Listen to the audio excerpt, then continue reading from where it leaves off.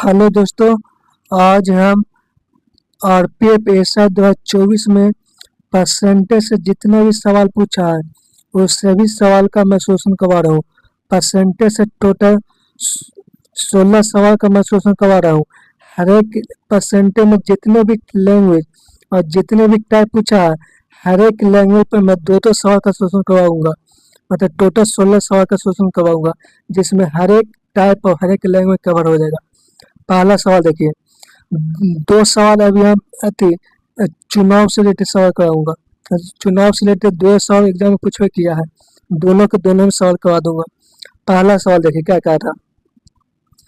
दो उम्मीदवारों के बीच एक चुनाव में 80% मतदाता अपना मत डालते हैं, जिनमें से 53 मत अवैध घोषित कर दिए जाते हैं। विजेता को सूची के सभी मतदाताओं में से 48% मत प्राप्त होता है और वह 1013 मतों से जीत जाता है। सूची में मतदाताओं की संख्या कितनी थी, ये सवाल कर रहा है। तो देखिए, इस सवाल को हम दो टाइप से बताएंगे, एक बेसिक से और एक डायरेक्ट। तो पहले हम डायरेक्ट बताना सीख जाते हैं। पहले डायरेक्ट बताते हैं। डायरेक्ट क्या कह रहा है कि जैसे में विजेता को कितना वोट मिला है। विजेता को सूची के सभी मतदाताओं में से 48% मिला है। मतलब विजेता को कितना वोट मिला है, 48%। मतलब जो विजेता है वो कितना परसेंट वोट ला है, 48% ला है विजेता, और वह 1013 वोट से जीत गया है। मतलब विजेता था जो 48% वोट लाया और 1013 वोट से जीत गया, तो हारने वाला कितना वोट लाया होगा। विजेता जितना वोट लाया होगा ओकरा से 1013 वोट कम लाया होगा हारने वाला। जैसे में विजेता है वो 48% वोट लाया और वह 1013 वोट से जीत गया, तो हारने वाला कितना लाया होगा, विजेता से 1013 वोट कम लाया होगा, ना वो हार गया। जैसे में हमने क्या किया कि जैसे विजेता 28% वोट लाया, तो हारने वाला कितना वोट लाया होगा, विजेता से 1013 वोट कम लाया होगा। तो विजेता कितना वोट लाया, 28%, ओकरा में से 1013 वोट कम लाया, ये हारने वाला लाया। मतलब जीतने वाला 28% और हारने वाला इतना परसेंट लाया। और इसमें 53 वोट अवैध है। इसमें से 53 क्या है, अवैध है। मतलब जैसे में 48% जो है विजेता है और इतना हारने वाला है, और 53 जो वोट है अवैध है, तो टोटल मिला के कितना वोट होना चाहिए, 80% के बराबर होना चाहिए। दोनों हम इक्वल कर दिए। जैसे में 80% क्या है, इतना वोट डाला गया है, तो कितना वोट डाला गया, विजेता प्लस हारने वाला और प्लस अवैध, तीनों को मिला दिए तो 80% के बराबर हो गया कि नहीं। डेट एक इक्वेशन में सोल्व हो गया। अब यहाँ से निकाले कितना हो जाएगा, 48% और 48% कितना, 96% में 80 जोड़ेंगे कितना, 16% का मान कितना हो जाएगा। 53 में 103 घटाएंगे तो 96, 100 बनेगा कि नहीं, 960। तो 100% का मान कितना हो जाएगा, 16 छक्के 96, 6000। और ये आपसे पूछ रहा था कितना मतदाता था, 6000। हमने कुछ नहीं किया। हमने क्या किया ना कि जैसे में विजेता और प्लस हारने वाला और प्लस अवैध तीनों को मिला दिए, तो किसके बराबर होगा, कितना वोट डाला गया उसके बराबर कर दिए हैं। जैसे में सवाल क्या कर रहा कि जैसे में 48% था जो विजेता लाया, तो हारने वाला कितना लाया होगा। जैसे में विजेता जो 28% वोट लाया है और वह 1013 वोट से जीत गया, इसका मतलब हारने वाला कितना लाया होगा, विजेता से 1013 वोट कम लाया होगा। मतलब 48% माइनस 1013। ये सवाल हो गया डायरेक्ट।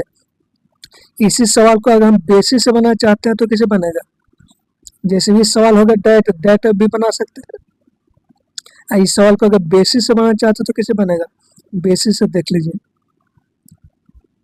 इस सवाल को हम बेसिस से बना देते हैं, ठीक। जैसे बेसिक से, जैसे हम मानते हैं कि टोटल 100% मतदाता था, मतलब मतदाता सूची में 100% था, इसमें से 80% लोगों ने वोट डाला, जिसमें 100 था टोटल, वो कम से 80% ने वोट डाला, और एकरा में से 53 अवैध घोषित हो गया। तो वैलिड वोट कितना बचा? 80% माइनस 53, इतना वैलिड वोट बचा कि नहीं? 80% माइनस 53, इतना वैलिड वोट बचा।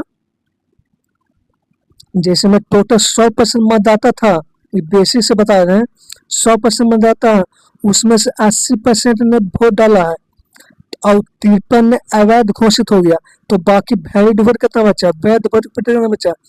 80% से 53 घटा दिया।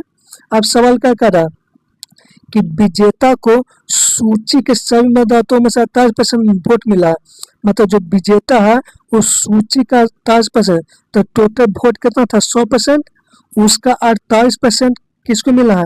विजेता को मिला है, मतलब 48% विजेता लाया, तो हारने वाला कितना लाया होगा? वैलिड वोट से घटा देते हैं, टोटल वैलिड वोट इतना है, 80% माइनस 53 है, वो में से विजेता 48% लाया, तो हारने वाला कितना लाया होगा? वैलिड वोट से घटा देते हैं, कितना होगा? 32% माइनस 53 माइनस 48 घटा में इतना आएगा। विजेता इतना वोट लाया 28% और हारने वाला इतना लाया, तो विजेता जो है वो हारने वाला से कितना वोट से जीत रहा है? कितना ज्यादा वोट से जीत रहा है? जैसे विजेता जो है ना वो हारने वाले से कितना ज्यादा वोट से जीत रहा है, तो दोनों को घटा देते हैं, कितना? 16% प्लस 53 वोट से जीत रहा है, और जीत कितना रहा है? 1013, दोनों इक्वल कर दिए, तो यहाँ से 16% का मान निकाल सकते हैं कि नहीं? कितना आया? 9600, 960, तो 100% का मान कितना आ गया? 16 के 96, 6000। बेसिक से बन गया। दोनों सवाल सब बना सकते हैं। पहले मैंने बता दिया डायरेक्ट कैसे बना सकते हैं, टोटल इक्वल सूची मूल्य को इक्वल करके। अब दूसरा बता दें बेसिक से। अगला सवाल देखिए, ये सवाल, दो प्रत्याशियों के बीच हुए चुनाव में 75% पात्र मतदाताओं ने अपने मत दिए और दिए गए 6% मत अवैध घोषित कर दिया गया। एक प्रत्याशी को 15,228 मत मिले, जो कुल वैध मतों का 90% था। तो पात्र मतदाताओं की कुल संख्या ज्ञात कीजिए। सवाल कह रहा कि जैसे हम 75 मान लेते हैं कि टोटल n था, मान के चलते हैं कि टोटल n मतदाता था, इसका 75% वोट डाला गया, मतलब टोटल मतदाता n था, उसका 75% ने वोट डाला। 75% मतलब क्या हुआ? 3/4, इतना लोगों ने वोट डाला, और जितना वोट डाला गया उसमें से 6% अवैध घोषित हो गया। 6% का फैसला में कितना होता है? 3/50, मतलब 47/50 वैलिड वोट बचा। जैसे 6% अवैध घोषित हो गया, तो वैलिड वोट कितना बचा? वैध वोट कितना बचा? 47/50। अब क्या कह रहा है कि एक प्रत्याशी को 15,228 मत मिले, जो कुल वैलिड वोट का 90% है, मतलब एक उम्मीदवार है जो 90% वोट लाए वैलिड वोट का। मान के चलते हैं कि टोटल 100% वैलिड वोट था, उसमें से एक उम्मीदवार ने 90% लाया, तो दूसरा उम्मीदवार कितना लाया होगा? 10% वैलिड वोट का। जैसे में टोटल मान लेते कि 100% वैलिड वोट था, उसमें से एक उम्मीदवार ने 90% लाया, तो दूसरा ने कितना लाया होगा? 10%। तो कितना वोट से जीत रहा? 80% वोट से जीत रहा है कि नहीं? 80% वोट से, मतलब वैलिड वोट कितना है? ये टोटल वैलिड वोट इतना है, उसका 80% कितना होगा? 4/5, इतना वोट से जीत रहा। और जीत कितना वोट से रहा है? 15,228 वोट से जीत रहा है कि नहीं? दोनों इक्वल कर दिया था। अब नीचे देखा जाए, ये 4 से 4 खत्म हो गया। नीचे देखा जाए कि 5 यहाँ भी है और 5 यहाँ भी है, तो कितना होगा, 25 हो गया। ये 25 को जब हम 15,228 में गुना करेंगे, 25 नीचे का है 25 है, बटा में 25 है, इनमें भी 5 है, इधर 5 है, तो बटा में 25 है। 25 को जब हम 15,228 में गुना करेंगे, तो 15,228 एक 4 का मल्टीपल है। 25 और 4 को जब हम गुना करेंगे, 25 को 15,228 से गुना करेंगे, तो ये 4 का मल्टीपल है। 25 और 4 मिलके क्या बनेगा, 2 को जीरो बनेगा कि नहीं। लास्ट में 2 जीरो आना चाहिए और नीचे एक जीरो दिया हुआ, मतलब लास्ट में कितना जीरो आना चाहिए, 3 जीरो आना चाहिए। जैसे में ये 15,228 एक 4 का मल्टीपल है और 4 का हम कट नहीं रहा, तो ये 25 को 4 से अगर हम गुना करेंगे, तो लास्ट में कितना जीरो बचेगा, 2 जीरो आएगा और नीचे एक जीरो होगा, मतलब 3 जीरो आना चाहिए। तो देखिए किस ऑप्शन में 3 जीरो है, तो एक में 2 जीरो है, एक में 2 जीरो है, मतलब या तो सी होगा या तो डी होगा। ये 2 ऑप्शन छट गया। अब देखा जाए कि 15,228 जो है ना, ये एक 4 का मल्टीपल है, 8 का मल्टीपल नहीं है। मतलब कहने का मतलब क्या हुआ कि 25 और 4 मिलकर 2 जीरो बन गया। 25 और 4 मिलकर कितना जीरो बन गया, 2 जीरो बन गया। मतलब एक में अब एक भी 4 बचा हुआ नहीं है, क्योंकि 4 का बचता, एक भी अब 2 का मल्टीपल नहीं है, तो नहीं, इसका मतलब क्या हुआ, 24 तो आएगा नहीं, क्योंकि 24 में क्या है, 2 का मल्टीपल है। अब यहाँ तो 2 बचा हुआ एक भी नहीं है, 2 का बचता, जब 15,228 8 का मल्टीपल होता, क्योंकि तो है 4 का मल्टीपल। और 25 और 4 से जब हम कोई चीज काटते हैं, तो लास्ट में 2 को जीरो चिपक जाता है, तो नीचे 2 को जीरो आ चुका है, मतलब 4 अब बचा हुआ नहीं है। मतलब अभी नीचे देखिए डी ऑप्शन नहीं होगा, तो डी आंसर कौन होगा, सी ऑप्शन होगा। कहते सॉल्व नहीं करना है, ठीक ना। हमने क्या बताया कि नीचे देखा जाए कि 25 है, 25 को जब हम 15,228 में गुना करेंगे, तो 15,228 एक 4 का मल्टीपल है। और हमने बताया था कि 25 और 4 से जब हम कोई चीज काटते हैं, तो लास्ट में 2 जीरो चिपक जाता है, तो 2 जीरो हो गया और नीचे एक जीरो है, मतलब लास्ट में हमको 3 जीरो आना चाहिए। तो किस ऑप्शन में लास्ट में 3 जीरो है, चेक कर लिए। उसके बाद देखें कि 15,228 एक 4 का मल्टीपल है, न कि 8 का मल्टीपल है। तो मतलब क्या हुआ कि 4 और 25 मिलकर 2 जीरो हो गया, मतलब 4 खत्म हो गया। अब इसमें एक भी 2 का मल्टीपल नहीं बचल है, तो आंसर जो होगा उसमें 2 नहीं आना चाहिए। तो सीध देखे कि आंसर 2 में नहीं है, खत्म। अगला सवाल देखिए, तीसरा ऑप्शन से सीधे चलेगा। तीसरा सवाल देखिए, हर एक लैंग्वेज पे हम 2-2 सवाल का सोल्यूशन करवा रहे हैं बस, ताकि एक लैंग्वेज पे बहुत में सवाल पूछ दिया। सुधा का व्यय उसकी बचत से 200% अधिक है। यदि उसके व्यय में 4% की कमी होती है और बचत में 28% की वृद्धि होती है, तो उसके आय में कितने परसेंट की वृद्धि है। डेविएशन का सवाल हो गया कि नहीं। क्या कह रहा कि जैसे में 200%, 200% का फ्रैक्शन वैल्यू क्या होता है, 2/1, 2/1। मतलब सुधा का जो व्यय है उसकी बचत का, मान कि सेविंग है और प्लस एक्सपेंडिचर बराबर क्या होता है, इनकम होता है। अब क्या कर रहा है कि बचत से 2%, बचत मान लेते हैं, सेविंग 1 है, तो खर्चा कितना, 200% अधिक, 200% अधिक मतलब क्या हुआ, 3। ये दोनों का रेशियो हो गया। जैसे हम मान लेते हैं कि 200% अधिक का फ्रैक्शन वैल्यू क्या होता है, 2/1। हमने मान लिया कि सेविंग 1 है, तो एक्सपेंडिचर कितना होगा, 2 ज्यादा, मतलब 3 हो गया। 1 और 3 का रेशियो हो गया कि नहीं। अब क्या कर रहा है, अगर व्यय में 4% की कमी कर दे, एक्सपेंडिचर में क्या कर रहे हैं, 4% का कमी कर दे रहे हैं, और सेविंग में 28% का वृद्धि कर दे रहे हैं। तो पूछ क्या रहा कि इनकम में क्या होगा, तो यहाँ से ओवरऑल हमसे पूछ रहा है, सेविंग प्लस एक्सपेंडिचर बराबर इनकम होता है, तो यहाँ से ओवरऑल पूछ रहा है इनकम।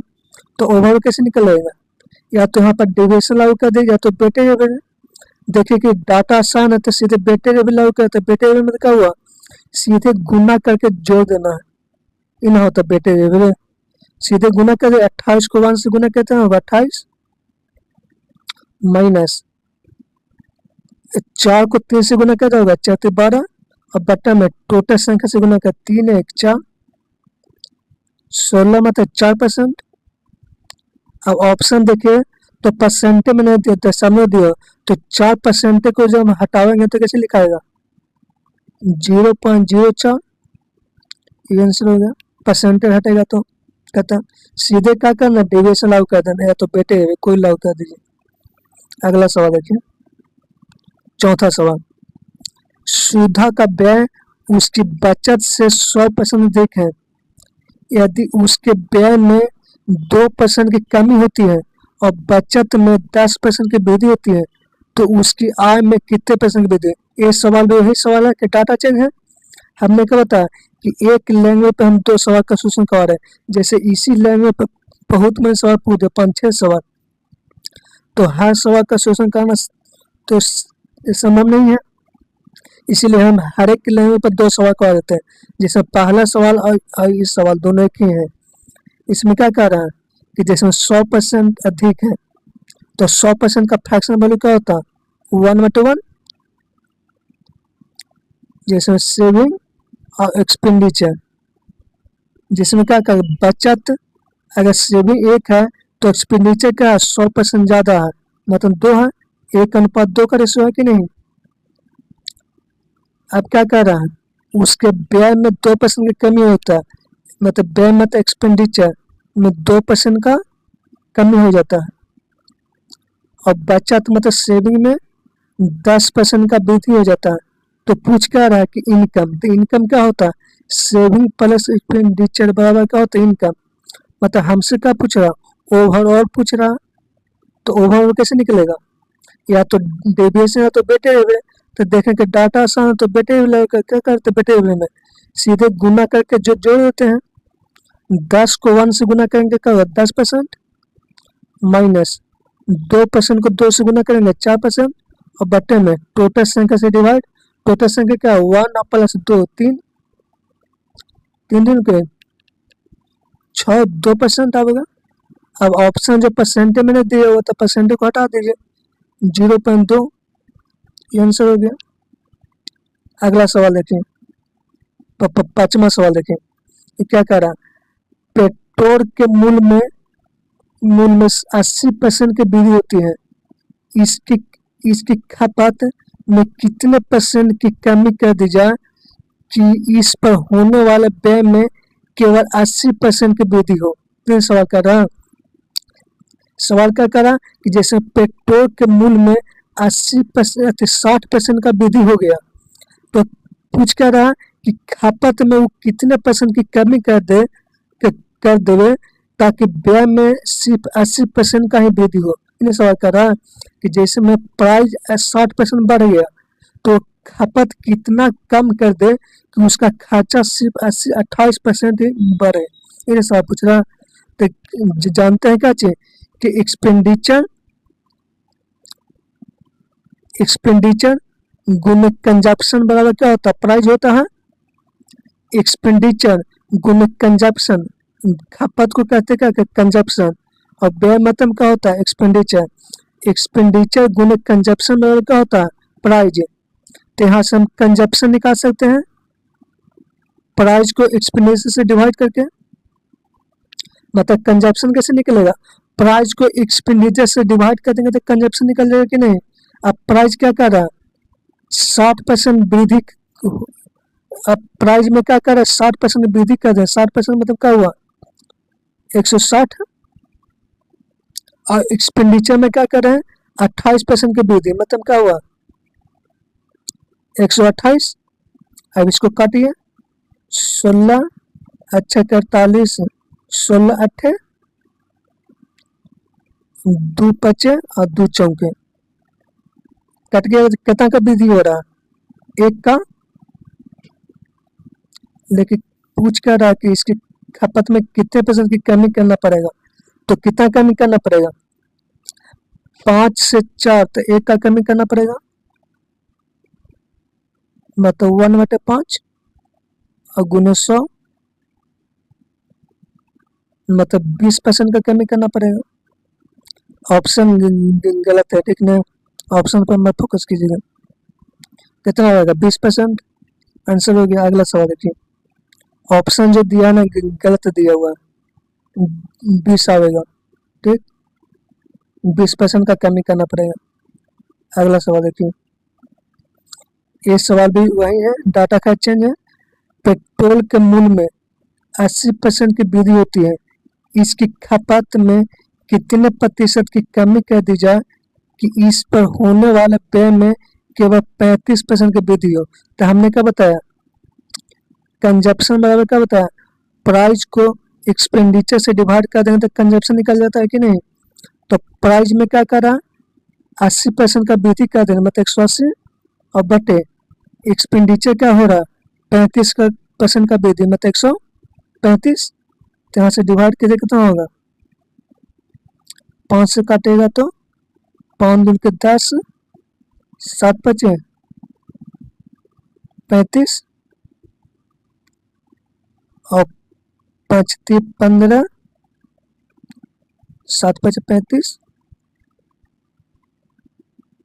5 3 15, 8 बचे 40, 5 3 15, 3 6 बचे 30, 36 आएगा। अब 36 तो 9 चौके 36 और 9 3 27, मतलब कितना आ गया, 4/3। तक कितना का कमी आ गया, 1 का कमी आ गया कि नहीं। तो 1/4 गुना 100 मतलब 25%। तो कितना होगा, 25% का कमी आ गया। ऑप्शन जो दिया ना गलत है, ठीक ना, एग्जामिनर ने गलत ऑप्शन दे दिया, 25% आएगा, ठीक। अगला से हमने इस लैंग्वेज पर 2 सवाल करवा दिया और इसी लैंग्वेज पर एग्जामिनर ने 5-6 सवाल पूछ दिया है। तो हम 2 सवाल करवाते हैं तो बाकी सब डाटा चेंज करके है, तो इसी तरह से बन जाएगा। अगला सवाल देखिए, 7वां, ये क्या कह रहा है, एक कस्बे की वर्तमान जनसंख्या 1,90,000 है तथा जो प्रति वर्ष 25% की दर से बढ़ रही है। 3 वर्ष पूर्व तथा 2 वर्ष पूर्व की जनसंख्या का निकालना है। ये सवाल निकालना है कि 3 वर्ष पहले और 2 वर्ष पहले जनसंख्या में कितना अंतर था। तो क्या करें कि 25% का वृद्धि हो रहा है, मतलब हर एक साल जनसंख्या 25% बढ़ रहा है। 25% का फ्रैक्शन वैल्यू क्या होता है, 25% का फ्रैक्शन वैल्यू क्या होता है, 25 चौके 100, 1/4 होता है। मतलब पहले 4 था, उसमें से एक बढ़ रहा, कितना हो जा रहा है, 5 हो जा रहा है। मतलब हर एक साल जनसंख्या 25% बढ़ रहा है, जिसमें पिछले साल जनसंख्या 4 था, तो उसमें से हर साल एक बढ़ रहा, तो बढ़ के कितना हो जा रहा है, 5 हो जा रहा है। मतलब कहने का मतलब क्या हुआ कि पहले 5 था, मतलब वर्तमान में 5 था, तो पहले कितना हो गया, 4 हो गया। मतलब एक साल का मल्टीप्लाई फैक्टर कितना होगा, 4/5 हो गया कि नहीं। जैसे में पिछले साल जनसंख्या 4 था, तो उसमें से एक जनसंख्या बढ़ गया, तो वर्तमान में कितना हो गया, 5 हो गया। मतलब वर्तमान में अगर जनसंख्या 5 है, तो एक साल पहले जनसंख्या कितना रहा होगा, 4। तो एक साल पहले का मल्टीप्लाई फैक्टर कितना होगा, 4/5 हो गया कि नहीं। जैसे में इसका हम देखा जाए कि जैसे में पिछले साल जनसंख्या 4 था और हर साल एक जनसंख्या बढ़ रहा, तो बढ़ के कितना हो गया, 5/4 हो गया कि नहीं। मतलब एक साल के बाद जनसंख्या बढ़ के कितना हो गया, 5/4 हो गया। तो एक साल पहले जनसंख्या कितना होगा, तो इसका सीधे हम उल्टा कर देते हैं, 4/5। जैसे में पिछले साल जनसंख्या 4 था और हर साल जनसंख्या एक बढ़ रहा, तो बढ़ के कितना हो गया, 5 हो गया। मतलब एक साल के बाद जनसंख्या बढ़ के कितना हो गया, 5/4 हो गया कि नहीं। मतलब एक साल के बाद बढ़ के जनसंख्या 5/4 हो गया, तो एक साल पहले जनसंख्या कितना रहा होगा, तो 4/5 रहा होगा, मल्टीप्लाई फैक्टर होगा कि नहीं। मतलब एक साल के बाद मल्टीप्लाई फैक्टर 5/4 है, तो एक साल पहले इसका मल्टीप्लाई फैक्टर कितना होगा, तो इसका सीधे उल्टा करते 4/5। तो एक साल का मल्टीप्लाई फैक्टर इतना है, एक साल पहले इसका मल्टीप्लाई फैक्टर इतना है, तो 3 साल पहले इसका मल्टीप्लाई फैक्टर कितना रहा होगा, इसका पावर 3 करते हैं। जैसे में एक साल पहले इसका मल्टीप्लाई फैक्टर 4/5 रहा, तो 2 साल पहले इसका मल्टीप्लाई फैक्टर कितना रहा होगा 2। और इस दोनों का अंतर हमसे पूछ रहा है ना, पूछ रहा है। हमने कुछ नहीं किए, हमने क्या किया कि जैसे में 1 साल के बाद जनसंख्या कितना बढ़ रहा है 5/4 बढ़ रहा है। 1 साल के बाद जनसंख्या बढ़ रहा है इतना, तो 1 साल पहले कितना जनसंख्या बढ़ा होगा, तो सीधे इसका हम क्या कर दे, उल्टा कर दे 4/5 कहता। मतलब 1 साल पहले जनसंख्या कितना घट रहा है 4/5 1 साल पहले, तो इसका 3 साल पहले कितना होगा पावर 3 कर दिए। उस तरह से 2 साल पहले तो पावर 2 कर दिए। दोनों का डिफरेंस पूछ रहा है, और इसको सोल्व कीजिए कितना होगा 4/5 के होल स्क्वायर और गुण में कितना होगा, जब इसको सोल्व कीजिए कितना 1/5, तो इसको सोल्व कीजिए कितना होगा 16 चचा को 16/125 और नीचे क्या दिखा है वर्तमान दिखा रहा है 125 का वर्तमान, मतलब वर्तमान में 125 था, तो 3 साल पहले और 2 साल पहले का अंतर कितना 16 हो गया, तो 125 का मान कितना दिया वर्तमान में 19 50 जीरो दिया हो कि नहीं। 125 का मान वर्तमान, मतलब नीचे का प्रेजेंट है, नीचे जो 5 है कुछ प्रेजेंट है, ताकि हमने यहाँ पर निकाला कुछ 4 जो मान है 1 साल पहले का मान है और 1 साल बाद, तब 5 वर्तमान में, मतलब यहाँ पर जो रेशियो निकला 16/125 निकला, वो क्या निकला 125 है जो वर्तमान का दिया हुआ है, तो वर्तमान में क्या 125 का मान दिया हुआ है, कितना गुना है 19 गुना 125 8 1000 मतलब 80, इतना गुना होगा। तो 16 भी कितना गुना होगा 19 गुना 80, इसी का मान पूछ रहा है डिफरेंस। लास्ट में एक जीरो है, तो 7 के लास्ट में एक जीरो है, यूनिट मैच करते हैं 9 6 के 54 8 के 32, लास्ट में 2 आना चाहिए, तो लास्ट में 2 एक खत्म हो गया, कुछ नहीं करना 80 हो गया। हमने कुछ नहीं किया। जैसे अगला सवाल देखिए 8वां सवाल देखिए क्या कह रहा है, एक कस्बे की वर्तमान जनसंख्या 18,000 है तथा प्रति वर्ष 25% की दर से बढ़ रही है, तो 3 वर्ष पूर्व तथा 2 वर्ष पूर्व की जनसंख्या के बीच अंतर। ये सवाल भी वही है, हमने क्या बताया कि जैसे इसी लैंग्वेज पर और सवाल पूछ ले हैं, तो हम 2 सवाल करवा देते हैं इसी लैंग्वेज पर। हमने क्या बताया कि 3 वर्ष पहले और 2 वर्ष पहले हर एक साल जनसंख्या कितना बढ़ रहा है 1/4, 25% का फैशन हो तो 4, मतलब पहले अगर जनसंख्या 4 था तो 1 साल के बाद बढ़ के कितना होगा 1, तो इसका मल्टीप्लाई फैक्टर कितना होगा 5/4, मतलब 1 साल के बाद जनसंख्या बढ़ के कितना हो गया 5/4 हो गया, तो 1 साल पहले इसका जनसंख्या कितना रहा होगा 4/5, इसका उल्टा कर देते हैं। हमने क्या बताया कि जैसे में 1 साल के बाद जनसंख्या बढ़ के 5/4 हो गया, तो 1 साल पहले इसका जनसंख्या कितना रहा होगा, तो 4/5, इसका सीधा क्या कर दीजिए उल्टा कर दीजिए, तो 1 साल पहले इसका का मल्टीप्लाई फैक्टर 4/5 है, तो 3 साल पहले कितना रहा होगा, इसका पावर 3 करते हैं। जैसे में 1 साल पहले जैसे में 5/4 का दिया हुआ, 1 साल बाद का मल्टीप्लाई फैक्टर दिया हुआ, तो 1 साल पहले का मल्टीप्लाई फैक्टर कैसा होगा, इसका सीधा उल्टा कर दीजिएगा 4/5, 1 साल पहले का, तो 2 साल पहले का मल्टीप्लाई फैक्टर होगा और 2 का, तो इसी का डिफरेंस पूछ रहा है। इसका डिफरेंस निकालते कितना निकाले थे 16/125, और नीचे जो आया वर्तमान आया, मतलब 125 का मान कितना दिया हुआ 18/50 दिया, कितना गुना है 18 गुना 125 8 1000 82, तो ये भी इतना गुना होगा 18 गुना 80 कितना रहा है, लास्ट में एक जीरो आना चाहिए, 7 में है, यूनिट मैच कर सकते हैं 8 8 64 है, 6 6 24, 4 आना चाहिए, तो एक ऑप्शन में 4 खत्म।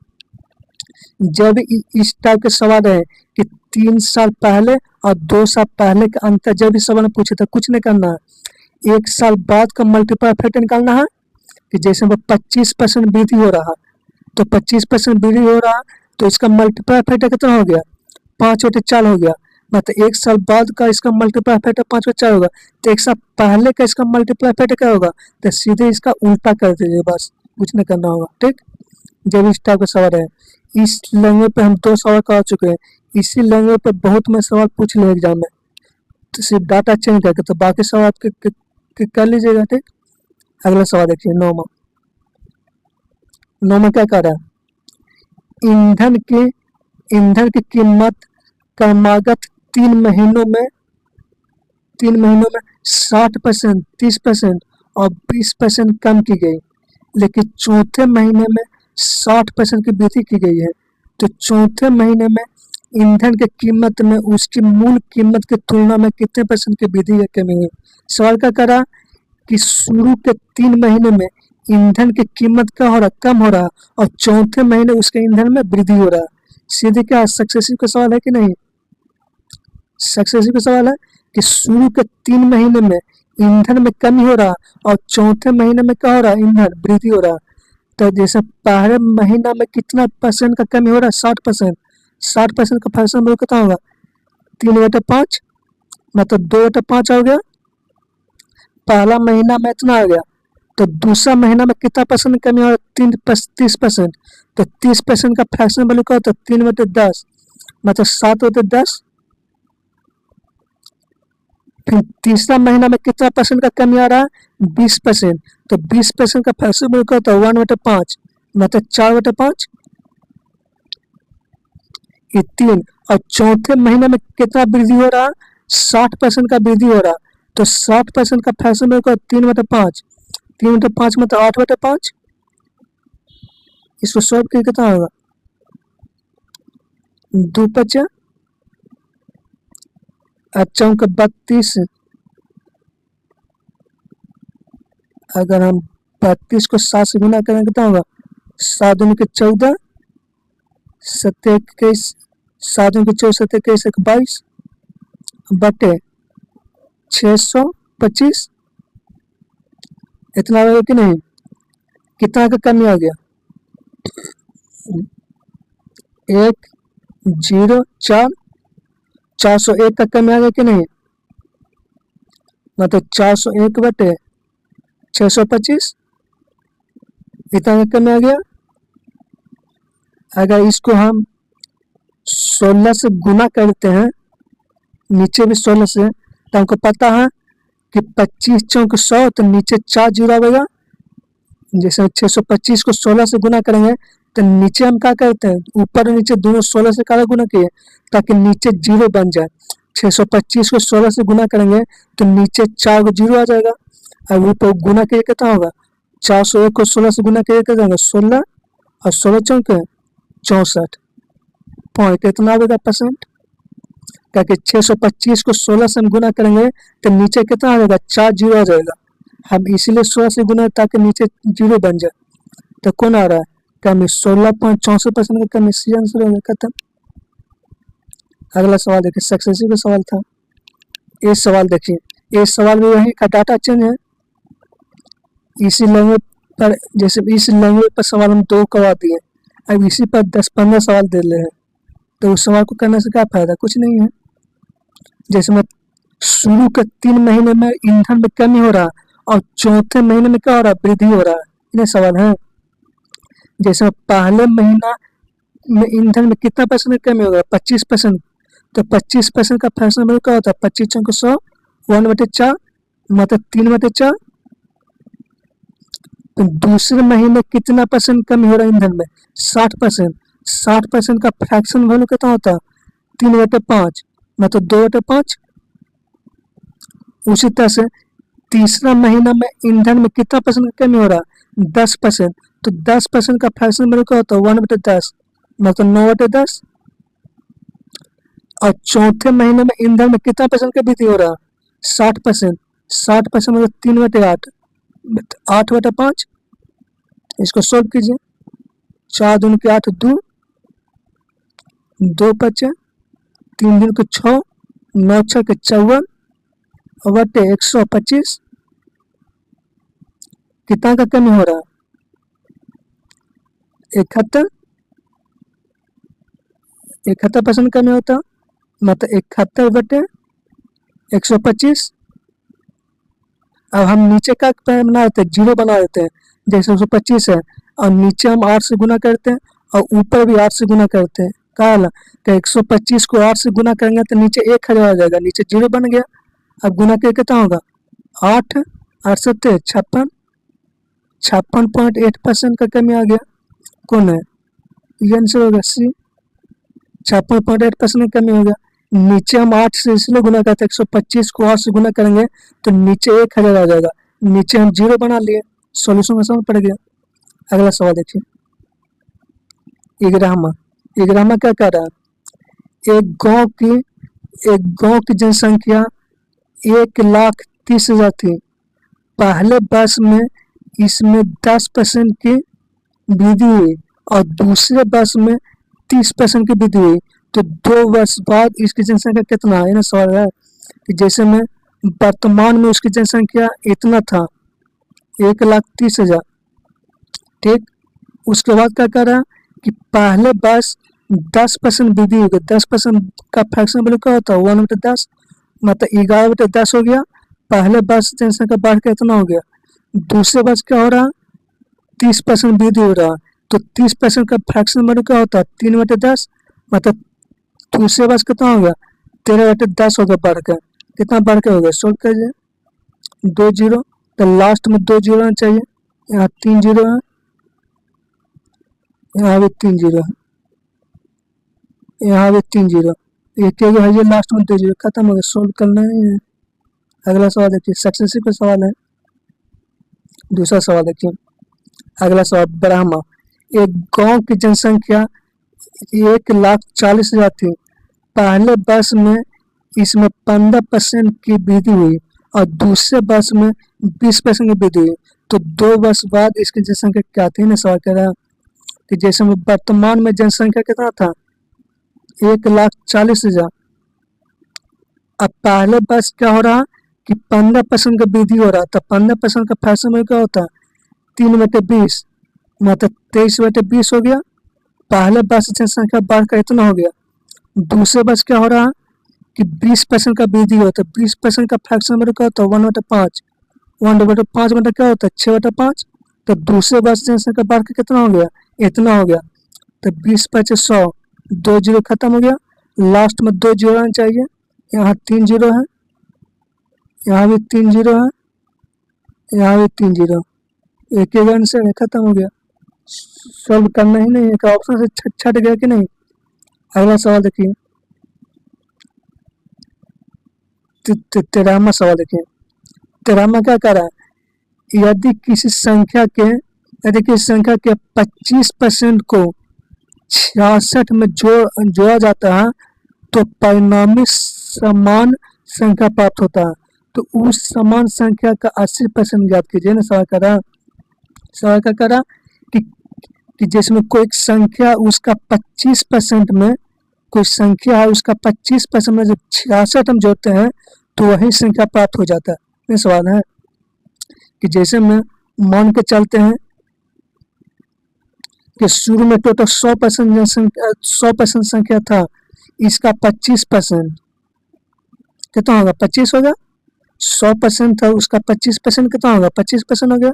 अब 25% में अगर हम 66 जोड़ते हैं तो वही संख्या प्राप्त हो जाता है। वही संख्या मतलब क्या हुआ, जो पहले 100 था यही प्राप्त हो जाता है। ये तो सवाल पूछ रहा है, तो देखिए तो कितना का वृद्धि हो रहा है परसेंटेज में, 75% का वृद्धि हो रहा है। और इसी 75% का मान कितना दिया हुआ, 66 दिया हुआ, तो हमसे पूछ क्या रहा है, 80% का मान हमसे पूछ क्या रहा है, तो उस संख्या का 80%, 75% का मान 66 है, तो 1% का मान कितना होगा, इतना, तो 80% का मान कितना होगा, 80 से गुना कर दे, 16 25 80, 15 25 75, 5 3 दूनी 6। अब नीचे हम क्या बनाते, 0 बनाते, 2 से गुना करते हैं और ऊपर भी 2 से गुना करते हैं। नीचे 0 बना दिए तो ऊपर कितना होगा, 22 दूनी के 44 और गुने 16, 16 चौके 64, 6 चौके 24, 6 चौके 24, 28 2 30, 0 8 3, 4 3 7, 70.4, 70.4 कौन है? डी आंसर हो गया, खत्म। अगला सवाल देखिए, ये सवाल भी वही है का डाटा चेंज है। यदि किसी संख्या के 25% को 72 में जोड़ा जाता है तो परिणामी समान संख्या प्राप्त होता है, तो उस संख्या का 70%। ये सवाल वही है। हमने क्या माना कि शुरू में मान के टोटल 100% था संख्या, इसका 25% कितना होगा? 25%। अब 25% में हम 72 अगर हम जोड़ देते हैं, 72 जोड़ देते हैं तो परिणामी समान संख्या प्राप्त होता है। जो पहले जो था वही संख्या प्राप्त होता है, 100% ही प्राप्त होता है। तो कितना का वृद्धि हो रहा है? 75%। और इसी 75% का मान कितना दिया हुआ? 72 दिले हैं। तो हमसे पूछ क्या रहा है? 70% का मान कितना होगा? तो 1% का मान कितना होगा? 72/75। तो 70% का मान कितना होगा? 70 से गुना कर दिए, कितना होगा? 15 × 5 = 75, 14 × 5 = 70, 24 × 3 = 72 और 5 × 3 = 15। और नीचे हम 2 से गुना करते हैं ताकि 0 बन जाए।